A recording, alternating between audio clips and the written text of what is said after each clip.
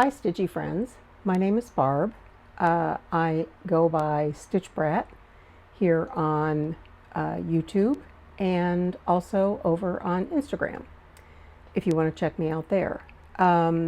Today is Saturday, June 22nd, and this is my Flosstube number 12, which I can hardly believe it. I usually do one a month, so that means I am almost at my Flosstube anniversary, which will be at the end of this month.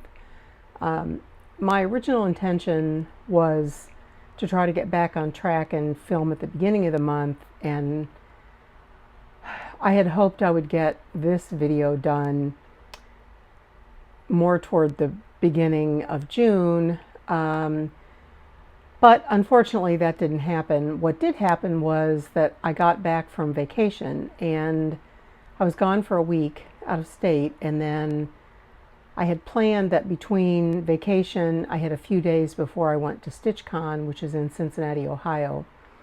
So I was planning on doing a Flosstube during those couple of days, and what happened was when I got back from vacation I caught some sort of virus, and I was just I wasn't super sick, but I was just super tired, and plus I was tired from vacation, and I just decided I couldn't I couldn't do a Flosstube right then. So I'm late for this month, but because of vacation and also StitchCon, I have actually probably fewer things to show you than what I normally would, because I really did not stitch while I was on vacation, and I did stitch some at StitchCon, although like everybody says, you never get as much done at a stitching retreat as much stitching done as what you plan to or what you hope to, and that was true for me as well. So, but I do have, I have one sort of partial finish to show you, and then I have some pictures of my finish that I did for my small at StitchCon, and then I have a couple other things I'm going to show you. I'll show you the small that I received in the Smalls Exchange at StitchCon, which is absolutely beautiful, and then I'm going to show you an old finish, and then I do have some works in progress, maybe 10 or 12 of those. Some of them are the same ones as you've been seeing because I don't know. I just didn't feel like switching a lot of projects, I think, as I came into May and June, and so some of the ones are ones you may have seen before. And then my teeny topic is going to be stitching with variegated floss, and I wanted to say a few words about that because of a project that I'm working on, and I'll talk about that when I get to it. So, without further ado, I guess, I'll start out with finishes. So the first thing of what I wanted to show as a finish was the small that I made to exchange for the Smalls Exchange at StitchCon.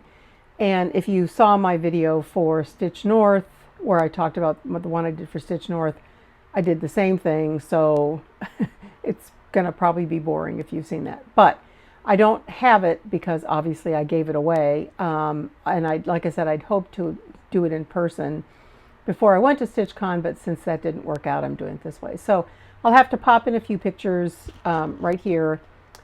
This is the front of the needle book that I did, and the pattern is from Stacy Nash Primitives. It's called Boxwood Manor, and I think she charts it as a thread keep or something. It comes out a little bit bigger than what mine did.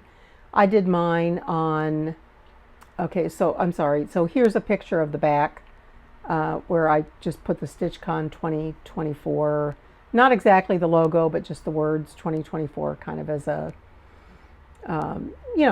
obviously a souvenir kind of thing. So I stitched this on 36 count linen from Bestitch Me, and it's in the color Vanilla Latte. And instead of using the called for colors, I used just some overdyes that I had in my stash that seemed to match the colors. So it's the same look. It's just, there's a green and a red and a brown and then kind of a yellowish gold for the pears. I really just picked 4 colors that looked really similar. So it's the same look. They're just not exactly the same colors. So this time I did think to take pictures of the inside of the needle book. So here's a picture of, this is the lining that I put inside. I actually love this fabric. It's just kind of a botanical print, but I thought it was great for the inside of this needle book, which I wanted to be just a cotton, and that's what it is. It's a quilting cotton. And then here's a picture of the inside pages of the needle book. I just put in, I think, 2 felt pages, just regular felt that you can buy, wool felt that you can buy on Amazon or whatever. And I used a dark page and also a light page. So there's two pages in there. And then I guess all I wanted to say about this was I don't know about you, but whenever I make anything more than once, the first one usually comes out okay, but then the other ones come out better. And this was certainly true of this. You may recall that the one I did for Stitch North, I ended up adding lace around it because the edge kind of came out wonky with the way I sewed it, and I couldn't undo it because it was linen, it was raveling. So this time I made sure I had a good edge to follow so that I didn't get a wonky seam, first of all. And then I stitched my lace the correct way. I stitched it into the seam so that when I turned it inside out, the lace just popped out of the seam, and it's much easier to do your corners and stuff that way. Not perfect. Lace around corners is still, it's challenging, hopefully for anybody. I mean, I've done a lot of stuff like this, and I find it really hard to get the lace around corners perfectly, no matter how much you pin or whatever. It's just one of those things that doesn't come out perfectly. But I'm really happy with how this came out. And the person that got my small seemed to like it very much too. She came over and we talked, and it was great. I really like how they do the smalls exchange at StitchCon, which I'll talk a little bit more about later. But StitchCon is a huge retreat. There were more than 300 stitchers at Weekend B, which is what I attended, and they do the smalls exchange then in 3 groups. So there are about 100 people each.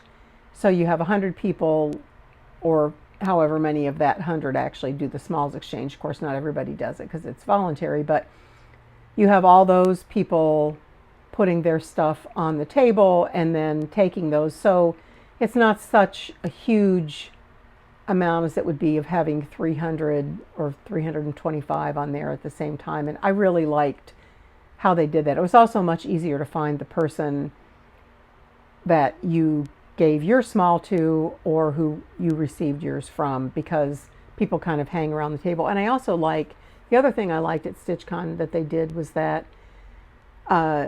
people display the smalls on the smalls table after the exchange. And that was really nice to go over there and see what everybody did and kind of just see them all displayed. And for some unknown reason, I did not take a picture. I hardly took any pictures at StitchCon. That was like my biggest fail there, is that I don't know, I sort of zone out and I get overwhelmed by things, and I just forgot. I didn't take any pictures, or hardly any pictures. I did take a few, but.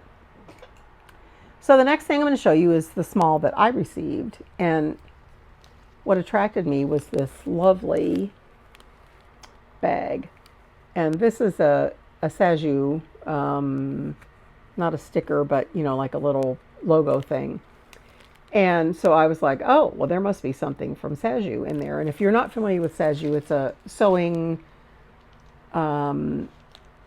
threads and accoutrements company that's in France.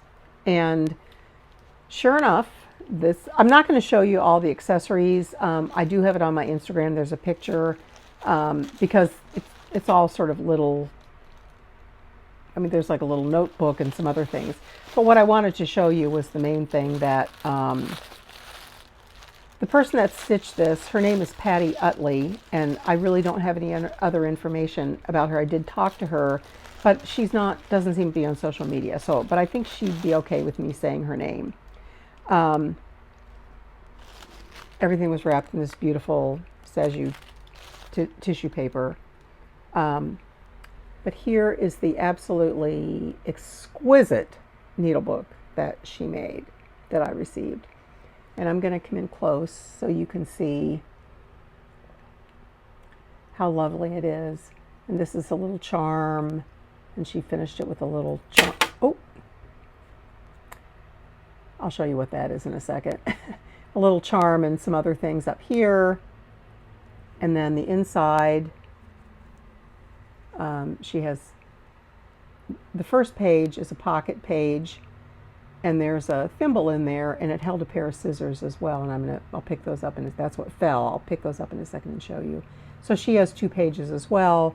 And then she had these beautiful little, I wonder if she's a quilter. I know quilters often use these, sew these kind of little labels in there, and I just thought that was so sweet.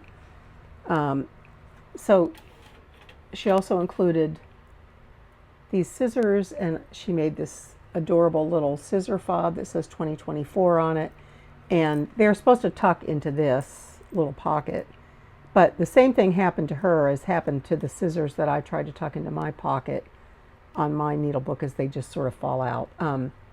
But in any case, isn't that just the most beautiful thing? I'm not sure what it's stitched on. White linen of some kind. It looks pretty small, maybe 40 count, maybe 36. And then this lace that she included on here is just beautiful.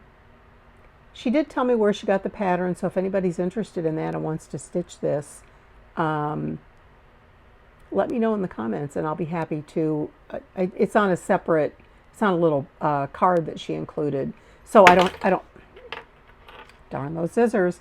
It's on a little card that she included, so I don't have it right handy, but I can easily find that for you if you'd like to know. So that was my absolutely beautiful small that I received. And the funny thing is, Patty asked me when we met if I had chosen this bag because of the Saju little thing. And I said, well, yes, I figured that must mean there's something from Saju in there. And she said she had asked her table mates if they knew about Saju and did they like things from Saju. And apparently not all of them had ever even heard of Saju. And she said she was starting to doubt herself that she shouldn't have included that stuff in her small. And I said, never fear, I love Saju stuff. In fact, I got a pair of Saju scissors as a gift for Christmas from my husband a couple of years ago. And their scissors are really nice and pretty expensive, which is why I asked for them as a gift. And they're one of my favorite pair of scissors. So I love having the thread and there's pins and some other things that she included. I love having all that stuff to go with it. Okay, so the next thing I'm going to show you is actually an old finish, but I'm showing it to you because it's what I decided to put on the brag table at StitchCon. And I don't know what to say about the brag table, and it's not a single table at StitchCon, but if you want to see some amazing stitches, some amazing stitching, amazing pieces, I think I posted a little video, just a short reel on my Instagram, but other people have done longer ones, and many people have still pictures that they've posted on Instagram. I'm sure it's on many people's floss tubes as well. Check those out. I'm sure Weekend Day was the same way.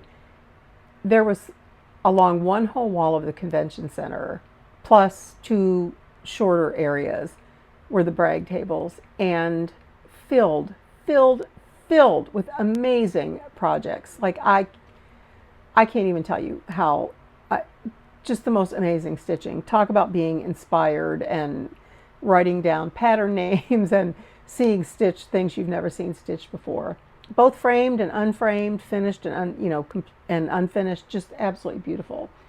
So what I brought was an older sampler that I did. I don't think I've shown this on a floss tube before. This is a long dog sampler. It's called Sneak. And this was a stitch along, I think in 2017 or something. I didn't actually do it then. I did it later after you could buy the pattern. And I just bought the pattern and I stitched it. So I'm going to have to show this to you in parts because the way I have my microphone hooked up today, I can't actually stand up. Maybe I can go back a little bit though. So this is Sneak, and I'll show you the whole thing and then I'll come in a little bit. There's the bottom half. Oh, 2021, I'm sorry. If you see, I stitched 2021 into it down here. I was thinking I finished this in 2022, but it was 2021, obviously.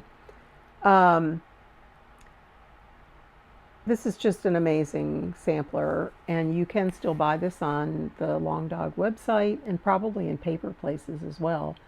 I'm going to come in closer and just let you take a little bit closer of a look. The colors are not really coming out well on this, but I used 2 shades of blue, DMC. I don't remember exactly what they were. Maybe, well, I'm not going to say. If somebody wants to know, I can probably look it up. But I used a light and a dark blue. And I had no plan for where I would put the light blue. It was just whatever struck me, that's where I put it. And I was going for kind of a Delft look with this, with the dark and light. That's more true. With the dark and light blue. And so the funny thing about this is, if you recall, I mention all the time how much I dislike backstitching, and look at that alphabet. I don't even want to tell you how long that backstitching took me, forever, but I mean, it's worth it. As you can see, it's just exquisite. And I just want to point out, you know, anybody who's ever done a long dog, you know, there's you just discover fun things as you go along. And one of the most fun things I really didn't discover till I was almost done, and I was stitching the 2021. There's a little squirrel running up the side that runs up the side of that one. And I just thought that was the most adorable thing ever. But there's all kinds of adorable things in this. Creatures and motifs, and just, this is an exquisite sampler. If you ever decide to stitch it, I highly recommend it. I don't remember how long it took me. A long time. I mean, I didn't do it in the year, you know, in a year like the original stitch along was supposed to be done. But and now it's been long enough that I don't actually remember how long it took me. But it was great fun to stitch, and I love long dogs. Julia Line is just, she's amazing. And I have a whip of hers, a long dog whip to show you too. Okay, so the only other finish I have to show you, and by the way, I'm going to apologize. I'm probably going to have to, like, not really blow my nose, but wipe my nose a little bit. I still have a little bit of vestige of that virus, and although my sneezing is mostly gone, my nose has still been running a little bit. So plus I have some allergies, and oh, and the other thing I forgot to say was, if you hear sort of a whirring in the background, which I know you can because I did a little trial video, I do have a fan on today. It's going to be almost 100 degrees where I am, as it is in many parts of the country. So I simply could not be in this room, even though my air conditioning is on, doing it without a fan on. I'm in an upstairs room, and it doesn't have great circulation of the air conditioning up here. So I just had to turn the fan on. So I did do a little test video, and it didn't seem to be too horrible. So hopefully hopefully it'll be okay. Okay, so my next, this is going to be both a finish and a whip I'm going to show you.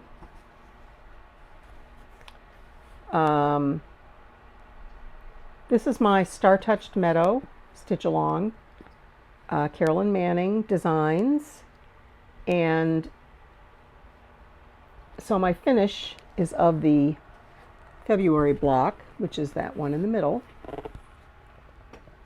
These lovely purples here. I am a couple months behind. This started in November, and I should be on the June block, and obviously I'm not.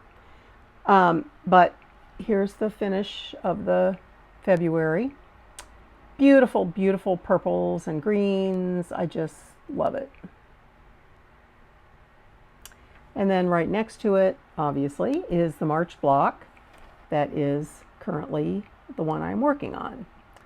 And that one is, okay, so I think February, the associated flower was iris, maybe iris and violet. I think it was 2 flowers. And then March, the flower is daffodil, so it's yellows, all kinds of different yellows and golds and greens.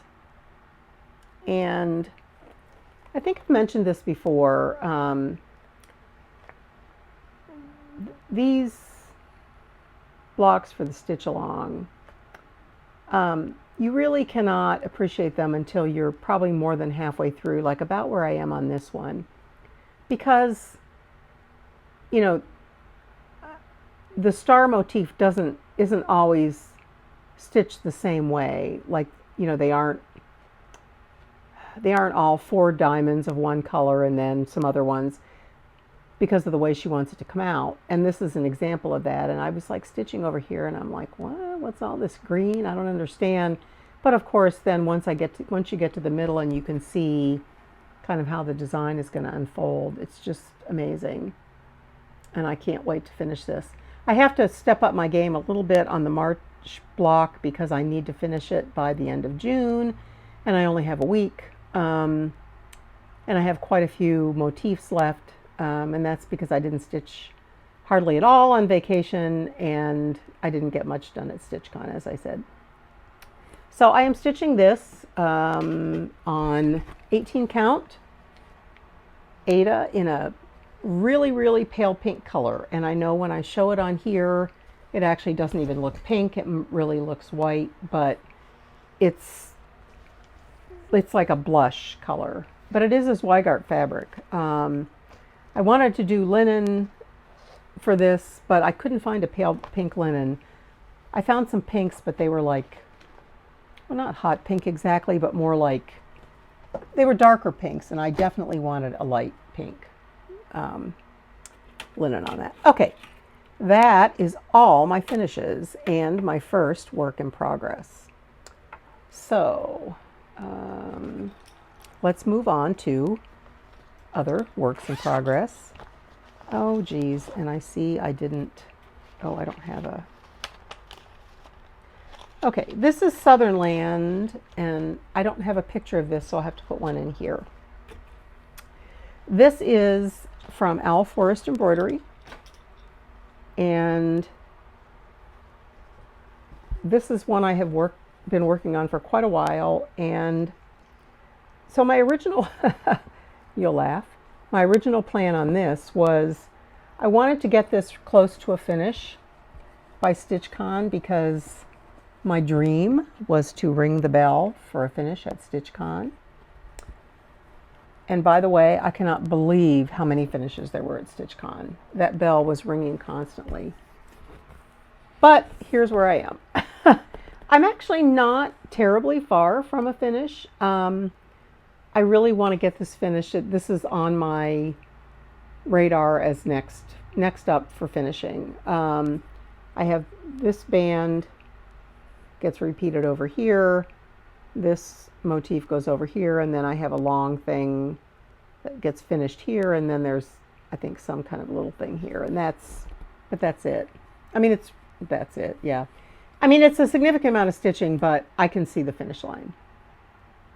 So this is stitched on 32 count pure white linen by Zweigart, and I used the called for colors, but the DMC colors.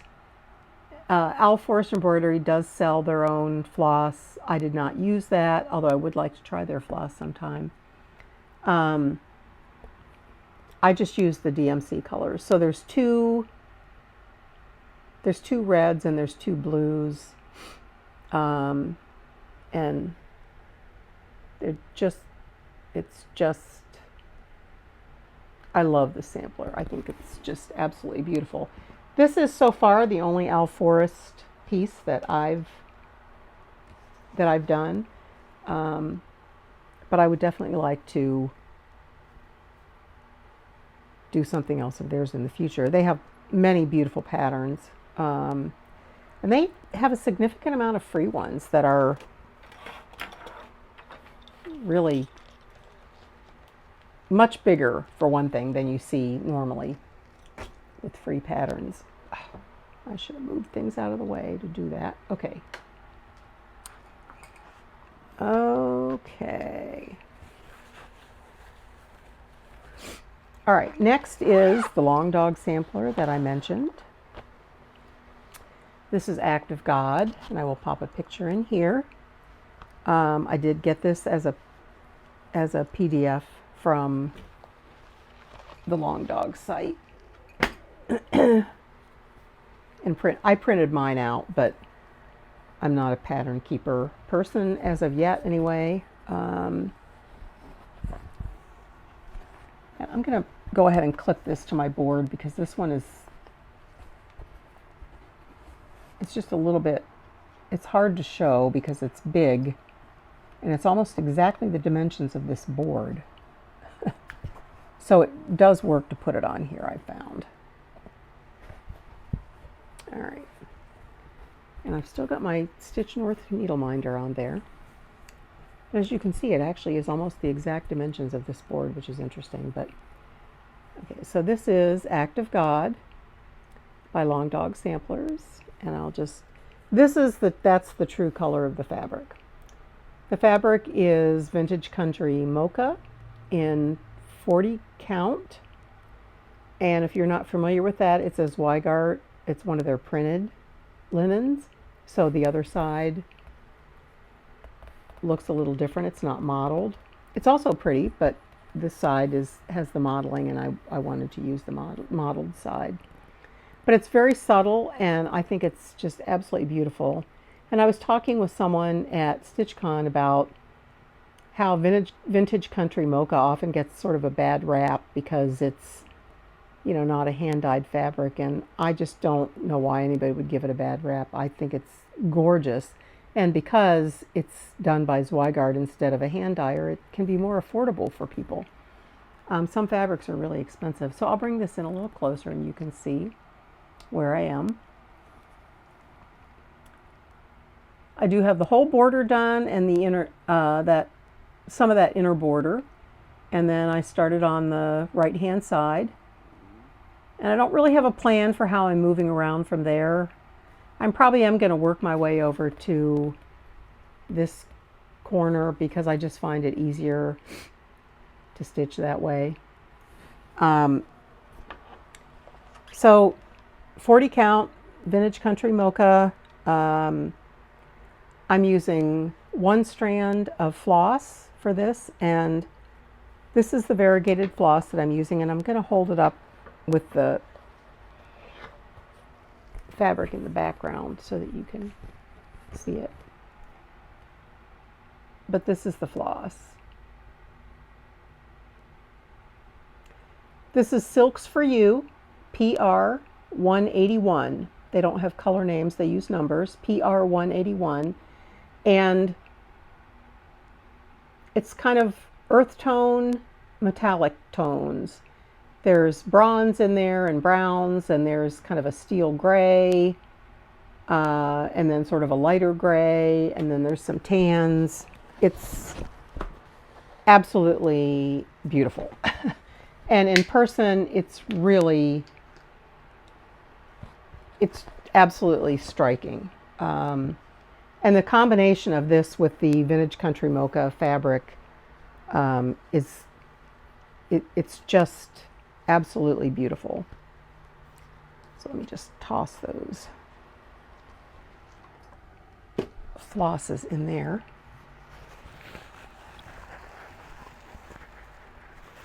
Okay.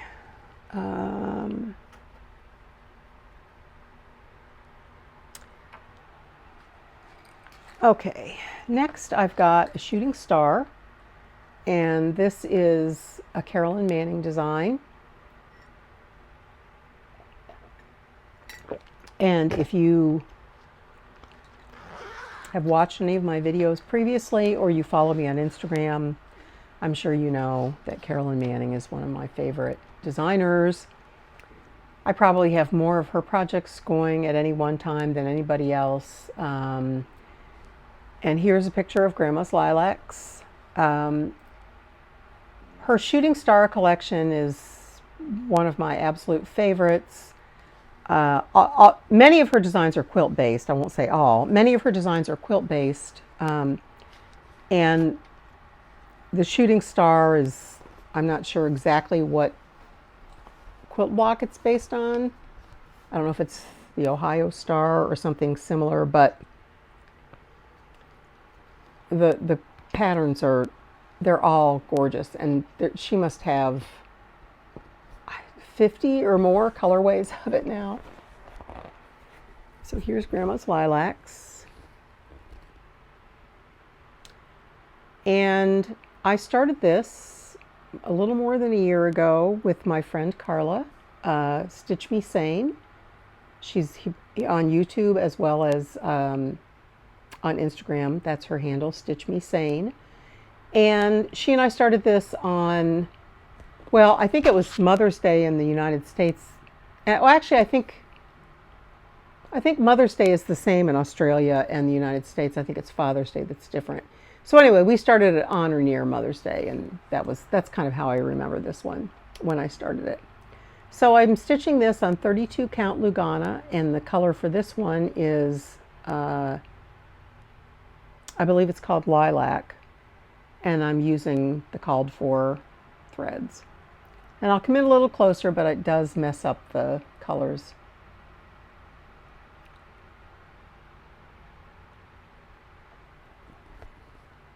That's the true color of, well, that's the true color of things. So these are, I call these my comfort stitching, specifically the shooting star designs, because like they're great for when you're watching TV or you're talking to people and you don't want to make a mistake, but you want to get a little stitching done because you don't have to look at the pattern all the time. You can be stitching a diamond or part of a motif and you have it in your head exactly how it has to go, and you don't have to fuss with all that. So comfort stitching at its best. And the colorways are just amazing. So if you haven't tried one of those, I highly recommend checking it out. Okay, and here's another shooting star.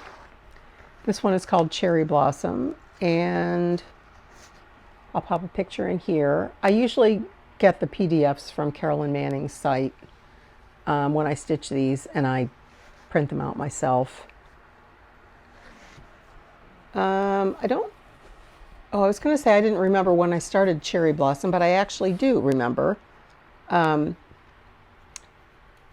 started this last year at sometime when I was helping. I mentioned my friend Carla, Stitch Me Sane. Here's where I am on it. She is involved in a bunch of these Facebook games, cross-stitch games, where people who are gamers create these elaborate versions of like real games. Sometimes they're real games. I think sometimes they're completely made up, but they're cross-stitch, but then they're for cross-stitch. So her group, her team was allowed to have a helper for a couple of days. They earned that by stitching or something.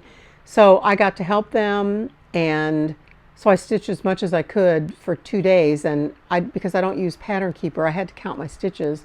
So I actually I started this project, and then every time I worked on it, I just used a different colored pencil to color in my stitches, and so it was really easy for me to count.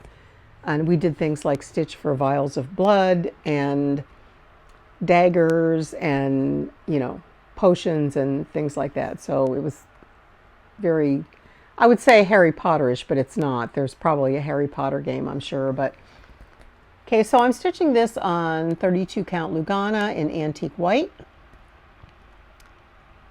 It is antique white, not plain white, so it's just a little bit off white. And then again, the called for colors, and the pinks in this, it's a variety of pinks, obviously, and some green, dusty greens, and dusty tans, and I just adore it. It's all I can do to not start every shooting star that colorway that she has. That's how I just love them.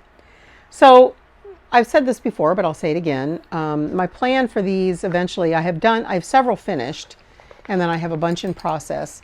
So eventually I would like to turn all the shooting stars finishes into pillows, and that's why I'm doing them on the same fabric, just different, the same count fabric, just different colors. So, you know, the pillows would all sort of coordinate but not look exactly the same.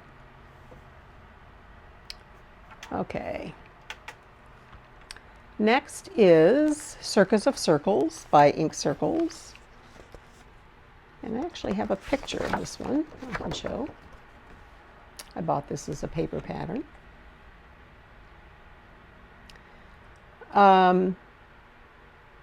As you can see on here, Tracy shows it with kind of a variegated gold floss, but on black fabric, on a black background. And I did love it on the black, so I am using black, but I decided instead of the gold variegated floss to kind of go my own way. And this is just easier to do, like, I'll just do it like this. Hold this one up. So here's where I am on this. Ooh, there we go. You saw that flash into the right colors. I'm stitching this on 16 count black Aida. And I've said this before, if you can't handle stitching on black linen, which I cannot, I mean, I can do it, but it takes me so ridiculously long. I lose interest in the project. Try black Aida. You know, Aida is different because, you know, when you're stitching on Aida, even if you can't see the holes, your needle sort of finds the holes. It's pretty easy to stitch on Aida, even if you can't necessarily see all the holes. And there are ways to make the holes easier to see. But I recommend, if you want to use black and you can't stitch on linen or Lugana in black, give black Aida a try. As you can see, I mean, I think it looks wonderful. And here's close up. Now you're losing the black, the true black, but you can see the stitches a little bit better. And I'm making pretty good progress on this. I've reached the halfway point this way, and I think I'm pretty close to the halfway point going up and down too. And the floss I'm using for this is it's a overdyed silk from a company called Dyeing for Cross Stitch, and they're a California company. And the colorway is called Earthwalker. And here's what that floss looks like. And as you can see, it's several really different colors that are in the variegation. So there's an orange and a gold and green. Really pretty, really pretty. And their floss, I've recommended it before. It's quite affordable. The difference, I think, between that silk floss and other silk flosses I've used is it has a more matte finish. It's not super shiny. I think it still looks lovely, and it's very affordable. It's especially if you've never tried silk before, it's a great way, I think, to try it. Okay, another Carolyn Mannings shooting star. Hope you're not sick of seeing these. I don't know what to say. I just have a lot of them. This is called Peacock Topaz. And I will put a picture in here.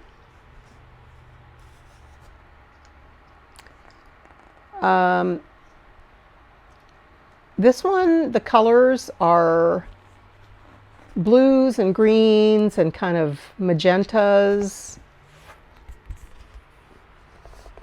And here's where I am on that.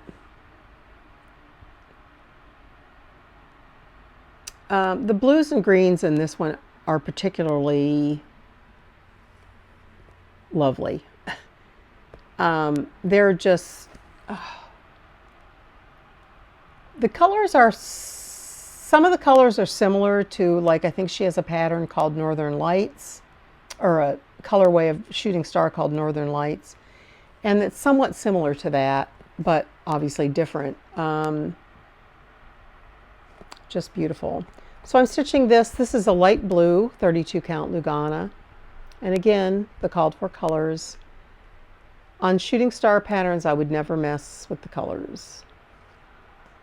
And when I read that people do, I sort of shake my head, because I understand why they do it, because you get the threads and you think, gosh, these colors are really similar. I wonder if she made a mistake.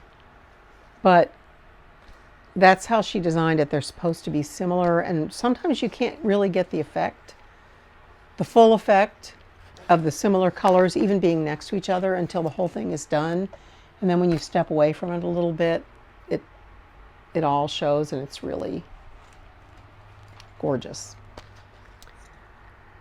Okay, next, this is a Mill Hill kit that I'm doing, and I should have a picture of that, shouldn't I? Well, where is it?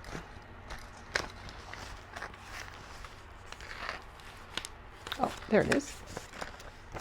Okay, this is called Floral Fantasy Yellow, Floral Yellow number 2.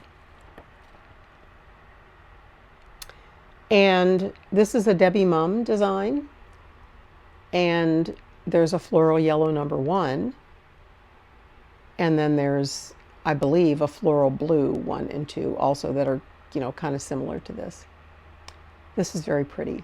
So I saw Brenda, Handwork Maniac, stitch this a couple years ago, or a year ago or so, and had to buy it. I just fell in love with it.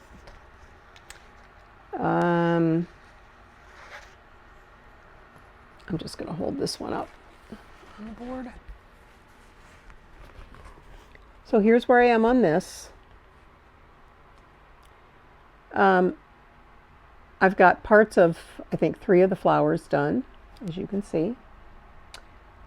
I'm not doing the beading as I go. I'm going to wait until the end. So like in the green, the greens there in the middle, all those little spaces right at the top, those are all going to be beads. In some cases, I'm not I mean, some places stitches go too, but in the green one in particular, all that green is done. Those are just beads that are going to be added in. There's tons of beads in this, so I'm a little bit nervous about it, but we'll deal with it when I get there. So this is, I'm using all the kit materials here. This is 14 count, a pale yellow Aida that came in the kit, and I'm using the kit floss and the kit beads and everything that came in the kit. I did put all my floss on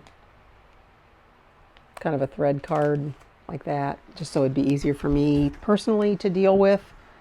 There's quite a few colors in this, even though it doesn't look like a super intricate pattern, but there's quite a few colors. So I'm hoping to work some more on that this month. I really like, that's my first Mill Hill kit, except for doing some of those little tiny beaded pins and things. And I'd really like to keep working on that. I really like how it's coming out. All right, next, this is kind of a, I always call this a fan favorite, and I call it that because this always gets lots of comments on Instagram when I show it. This is my Martin Luther King kind of artsy, artistic portrait of him. And the designer on this, or the, is one,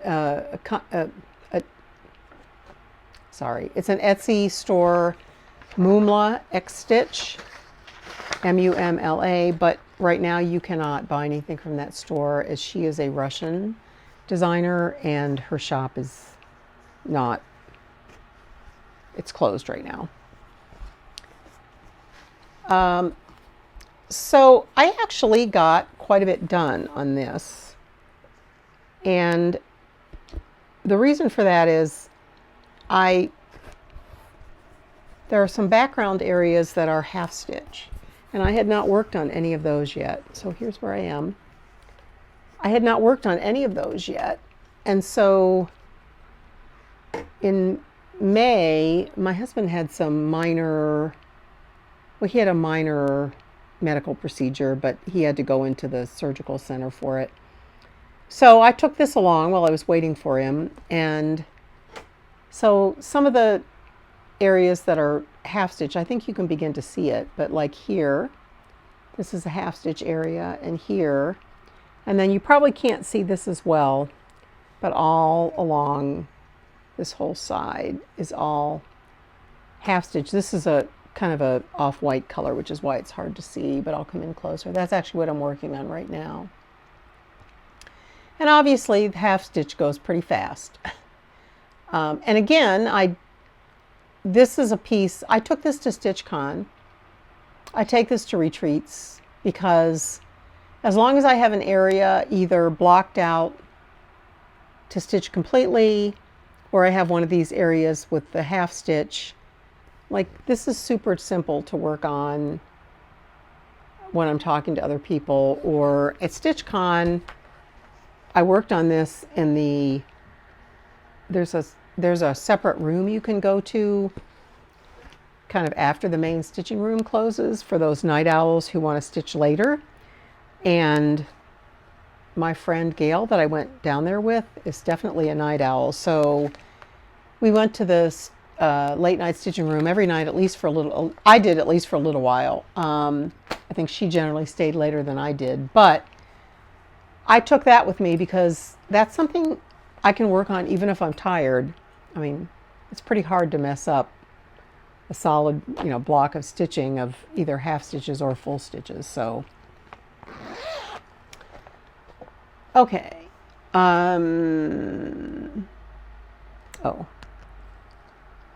Okay, so the next thing I'm going to show is that I actually did some work on. I haven't shown this in a while. This is a small by Ink Circles, and it's a free pattern. This is the Cancer Ribbon Mandala, and this is a free pattern on Tracy's website, on the Ink Circles website. So you can go there and download it. I'm not going to show you the pattern, but it's called the Cancer Ribbon Mandala. And here's where I am. This is my travel project, and since I went on vacation, I flew to where I was going, and so I had some airport time and some stitchy time on the plane. And this is one that I can, like if I'm on an airplane, I don't mind stitching, but I don't want to feel like I'm bothering the person next to me. So working on something small is, for me, is really the way to go. And surprisingly, I didn't have any trouble with lighting or anything. I mean, it was a beautiful day, and I had a window seat. That's why. And it was a beautiful day, and I was able to get a little bit of stitching in. So I've got all the dark purple ribbons done, and I've got some of the green left, and then the lighter purple ribbons. So I'm not sure what I'm going to do with this when I'm done, but maybe make it into a project bag or something. These are the colors. The purple is the color of pancreatic cancer, And I had 2 close friends die of pancreatic cancer in the past few years, so that's kind of my purpose of stitching this. But if you go to Tracy's website and download this, I think she mentions, you can stitch it in any colors, because depending on what you want to commemorate, who you want to honor or commemorate with that little design or whatever. I think I went to the American Cancer Society website to make sure I had the right colors, but they give you all the colors that are associated with like fundraising efforts and so forth for the different types of cancer. So I think that's a great way to personalize that. And there's only, I think there's 5 colors. So there's, well, no, there's 4 colors. I think there's 3. So for this one, I think there's 3 purples. Yeah. There's 3 shades of purple, and then there's a green. So you can pick the 3 shades of whatever colors associated with the cancer that you want to show on here. And then you can also pick, I just picked a green that went with those particular purples. But again, that's a free pattern on the Ink Circles website. I think she has I want to say she has a tab for free patterns. I believe she does. Oops. Excuse me. Okay, this is another Carolyn Manning, but not a shooting star. Yay. So this is a new start for me. This is called Peachy Keen, and I'll pop in a picture here. This is a collection, I believe, that Carolyn debuted in May. It's the Little Bouquets, or the Bouquet collection. And she's, oh well, let's just say I already own some of them, and so I had to start one. And this is Peachy Keen. So here's my start on that. And I just love this. I'll bring it in close. I'm not very far on it, but this actually represents a few days of stitching. This is obviously a little bit, you have to be more careful with the stitching. It's a little bit fussier than like a shooting star pattern, but isn't it just beautiful? And I can't wait to work more on it. So I'm stitching it on a big piece of fabric, on a fat quarter. And the reason I'm doing that is because I'm going to put another one of those designs over here. So this is going to be Peachy Keen here, and then I'll put Prettiest Pink here. I don't think I'm going to frame them together, but just so I get maximum use out of the fabric. So this fabric, it's not really coming out that well on camera. It's a little more greener than what's showing there, but it's a beautiful green. It's a Be Stitch Me fabric. It's a 36 count linen in the color Into the Veil, V-A-L-E, Into the Veil. And I believe this was, I'm in Brandy's Fabric of the Month Club, and I believe this was the Fabric of the Month, one of the Fabrics of the Month, maybe March or April, something like that. Beautiful. Just, if you haven't tried Be Stitch Me fabrics, I cannot recommend them highly enough. They are just absolutely beautiful. Okay. Hey, that was my last whip. Yay. Okay. So I said I would talk a little bit about variegated floss. And the only thing I really want to say is I get asked about it a lot because of that Act of God long dog sampler that I'm doing. And many people on Instagram have asked me, do I cross each stitch individually, etc. So the answer is yes. On that sampler, I am crossing each stitch individually. And you don't have to with variegated floss, but there's a difference between variegated floss that is all one color and it's just different shades of the same color, And variegated floss, like what I'm using for both Act of God and for my Circus of Circles, that Ink Circles one on black. Those are like distinct colors that kind of go together, but they're all in the same floss. So the floss goes from, in Act of God, it might go from that dark steel gray to a lighter gray to a pale, kind of a toast color. Then it goes to a darker tan color. Then it goes to, they're distinct colors. Like the tan is not anything like the gray. I mean, they're really different. So if you have a floss like that, to get the best look, you do have to cross every stitch individually. And for me, I normally do stitch in rows back and forth. So that's, it's a little bit of getting used to it, but it's not like, it's not hard to do, and you just have to maybe figure out your path a little bit. But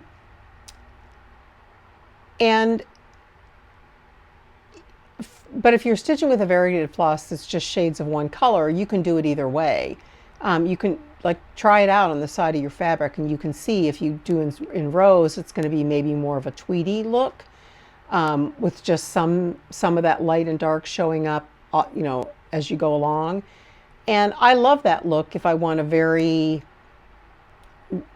not a variegated look. I just want it to look like sort of different colors all blended together. Again, tweedy is the word that people use to describe that, and I think that's a perfect description. So try it and see what you like, but if you do have one that has these sort of distinct colors in it, I think it really does look best if you cross each stitch individually. And another question that people have asked me is if I have to do a lot of planning with respect to where I'm going to place stitches. And on the Ink Circles piece, I would say not really, because it's just circles. They're not intended to look like anything in particular. They're just shapes, circles and other flowy shapes. So it doesn't really matter where something lands. But on the long dog piece, if you've ever done a long dog sampler, she often charts in things like animals and trees, and there are motifs like that in Act of God. So my general approach is I'm not going to worry too much about where different colors land, and I'm generally going in rows back and forth, but crossing each stitch individually. But where I have what I'm going to call an organic motif, so I have an animal or I have a tree, maybe I better show you this. Hang on a sec. Let me pull out my, oh, now I'm not going to be able to find it, right? Okay. Sorry. But I think this will be, if I show you what I'm talking about, I think it's going to help on this.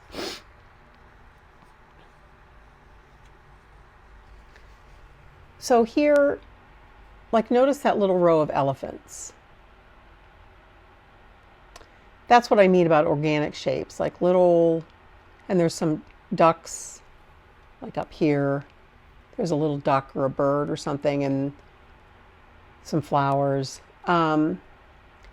So for organic shapes like animals and trees, I'm going to try to follow the shape when I'm stitching the floss. So for instance, if I were stitching a leaf, maybe I would go around in a circle instead of going back and forth with my stitches in rows, because I think following the shape of whatever it is going to give it a more natural look. And I tried to do that with the elephants, but I did have to go back and forth a little bit because, their legs are straight. So I'm just going to have to play it by ear. But I will say, I had originally said in the beginning, oh, I'm not going to really worry too much about that.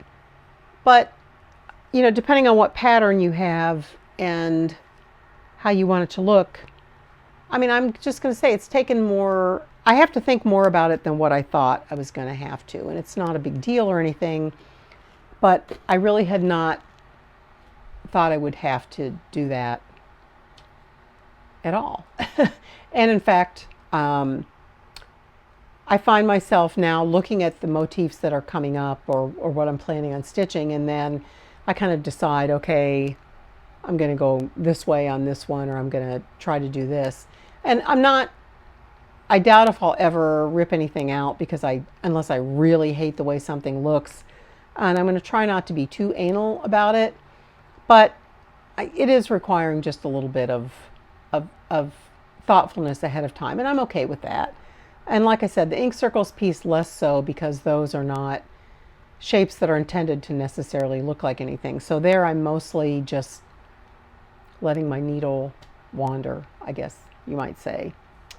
Okay, and I think, all right, so that's about all I have to say. I guess the only other thing I wanted to just say a few more words about StitchCon. As I mentioned, I went weekend B. I don't really know. I'm sure by now you've watched many people's floss tubes and seen many people on Instagram talking about StitchCon, so you probably don't really need to hear what I think of it. But I'm just going to say, StitchCon is not just a retreat. It's an experience. It is a complete, absolutely fantastic, but also kind of overwhelming experience. I mean, I've been to a few retreats. I've even been to a big one. I went to Stitch North, but StitchCon is just not like anything else. The vibe in the room, just the number of floss tubers that go. So in other words, the number of people that are walking around that you recognize from watching them on Flosstube. It's all amazing. And just the whole experience. Pam and Steph from Just Keep Stitching are, I don't even know what you say about Pam and Steph.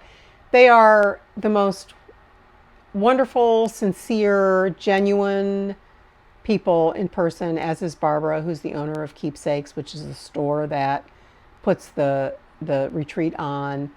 And basically everybody that works for their team. I mean, I realize I sound like I'm kind of gushing, but it was really a wonderful experience, and it's just not like anything else. And if you have a chance to go, you should go.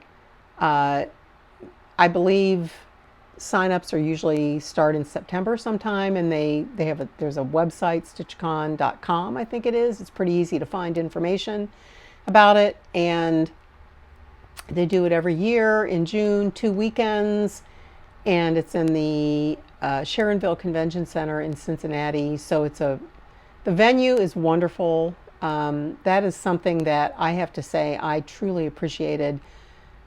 You can stitch in that convention center with no additional lighting. And I'm saying that as a person that always uses lights at home when I stitch. I mean, I'm older, I need extra lighting. I could stitch in the convention center without additional lighting. Now, maybe not on my 40 count piece, but certainly on most of the other things that I brought. And that's maybe the difference between having a retreat in where the venue is like a hotel ballroom versus a convention center. Because, you know, hotel ballrooms tend to have that really high up, you know, the kind of lighting. If you've been to any seminars or anything in a hotel ballroom, it's just a certain kind of lighting. And it's not terrible, but it's not really bright lighting. And the convention center was fantastic. People did still have additional lighting, and there was, you know, plugs to plug things in, but it was amazing. And having that late night stitching room, which was actually at the hotel that's connected to the convention center, they had a stitching room available for us. That was wonderful too, and it was a way to meet tons of people in addition to the people that you meet every day. There were photo taking opportunities, and Barbara is a big community person, and she always recognizes a charity each year and does fundraising effort for that, and that was amazing too. It was all around amazing experience. So I'm just going to say, if you have a chance to go, you should try to go. One of my table mates came from Saskatchewan, Canada. Bless her heart. So, and I'm not sure where the person in my weekend came the farthest. Gosh, I think, I'm actually not sure, so I'm not going to say. But some people came from pretty far away, and many people flew in from, West Coast locales. So there's people that do fly in, and it's totally worth it for a weekend of fun and meeting other stitchers and just having a great time. So with that, I'm going to sign off for this month. And so my plan is, I mentioned I'm about to come up on my Flosstube anniversary, which I believe is right at the end of this month. I'll have to check the date. So what I'm going to do, I hope, around the end of this month, or maybe toward the first week or the first week of July, depending on when I'm able to pull it all together, I'm hopefully going to do a whip parade. I did not do one at the end of last year. I'm not exactly sure how people manage whip parades in December with Christmas and New Year's. More power to them. I just could not manage to do that. Maybe this year, but so since I started with a whip parade a year ago, I figured on my 1-year Flosstube anniversary, I will try to do a whip parade. So hopefully you have that to look forward to. I just can't give you an exact date when it's coming. But until then, so that's my plan. But until then, remember to just slow down and try to take life one stitch at a time. And I'll see you in hopefully a couple of weeks. Bye.